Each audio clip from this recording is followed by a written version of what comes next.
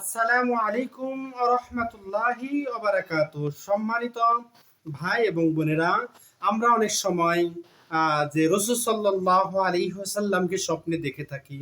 যে যদি দেখি রাসূল সাল্লাল্লাহু আলাইহি ওয়াসাল্লামকে কোন অবস্থায় স্বপ্নে দেখলে আমাদের আমলের বা আমাদের ভবিষ্যতের কি নির্ধারিত হতে যাচ্ছে, আসুন আমরা জেনে নেই স্বপ্নের ব্যাখ্যার কিতাব থেকে। তার আগে আপনাদের সকলের কাছে অনুরোধ থাকবে, আমার এই ছোট্ট চ্যানেলটি সকলেই সাবস্ক্রাইব করুন এবং সাথে থাকা বেল আইকন বাজিয়ে দিন।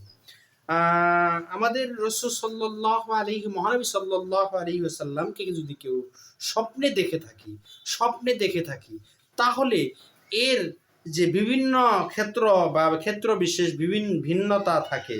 যেরকম যদি কেউ রাসূল সাল্লাল্লাহু আলাইহি ওয়াসাল্লামকে দুর্বল অথবা ক্ষীণকায় অথবা জীর্ণশীর্ণ দেখতে পাই এবং রং বিবর্ণ, রাসূল সাল্লাল্লাহু আলাইহি সাল্লামকে দেখতে পেলাম তার রং বিবর্ণ, যেই রং থাকার কথা ছিল সেরকম রং না, অঙ্গ প্রত্যঙ্গ হানিকর এবং কি হাত নেই পা নেই এরকম অবস্থায় যদি কেউ দেখতে পায়, কোথাও স্বপ্নে যাওয়া ওই এলাকায় বেদাতের প্রভাব এবং দ্বীন এবং সুন্নতের দুর্বলতার আলামত।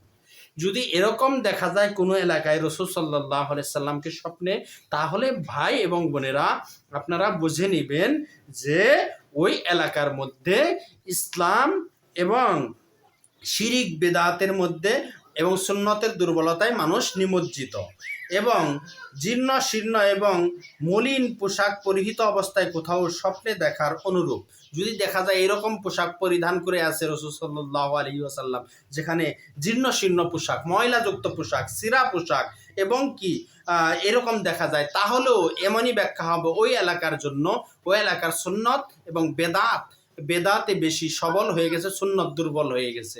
আল্লাহ তাআলা আমাদের সকলকেই বোঝার তৌফিক দান করুক, আমিন।